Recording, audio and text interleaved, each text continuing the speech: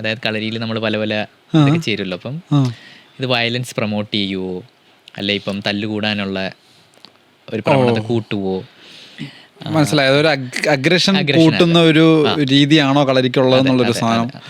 പൊതുവേ നമുക്ക് കളരി എന്ന് പറഞ്ഞു കഴിഞ്ഞാൽ ഒരു ഒരു കൺസെപ്റ്റ് എന്ന് വെച്ചാൽ കളരി ഒരു ഭയങ്കര എനർജി കൂടുതൽ വേണ്ട ഒരു മാർഷൽ ആർട്ടാണ്. നമുക്ക് വളരെ ചെറുപ്പത്തിലേ പഠിക്കണം.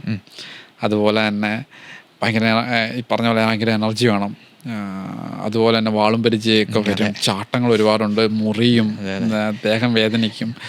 മൊത്തത്തിൽ ആ ആൾക്കാരുടെ ആരുടെ അടുത്ത് കളരിനെ പറ്റി ചോദിച്ചാലും എനിക്കൊരു 30 വയസ്സൊക്കെ ആയി, ഇനി കളരി പഠിക്കാൻ പറ്റില്ല, ആ ഒരു രീതിയിൽ സംസാരിക്കുന്ന കുറേ ആൾക്കാരുണ്ട്. പക്ഷെ ഇപ്പോൾ അത് കുറച്ച് മാറി വരുന്നുണ്ട്. എന്നാലും കളരിനെ പറ്റി നിലനിൽക്കുന്ന എല്ലാം ഒരു മിസ്കൺസെപ്റ്റ്സ് ആണ്, അല്ലെങ്കിൽ അബദ്ധധാരണകളാണ് ആൾക്കാർക്ക് കൂടുതലും ഉള്ളത്.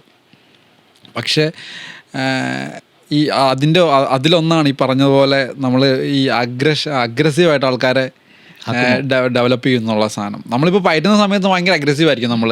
അത് ഇപ്പോൾ നമുക്കൊന്നും പറയാൻ പറ്റത്തില്ല. കാരണം നമ്മുടെ കയ്യിൽ കളരിക്കകത്ത് കയറുന്ന നമ്മളുടെ ഒരു വാളും പരിചയം കിട്ടിക്കഴിയുമ്പോൾ നമുക്കൊരു തരം അതെനിക്ക് തോന്നുന്നത് ഒന്ന് ഓർത്ത് വയ്ക്കുക, നമ്മളെല്ലാവരും നമ്മളുടെ സർവൈവലിന് വേണ്ടി ഫൈറ്റ് ചെയ്തു എന്ന ആൾക്കാരാണ്. അതായത് ഒരു എവല്യൂഷൻ ഹിസ്റ്ററി എടുത്തു നോക്കുവാണെങ്കിൽ എല്ലാ ജീവികളും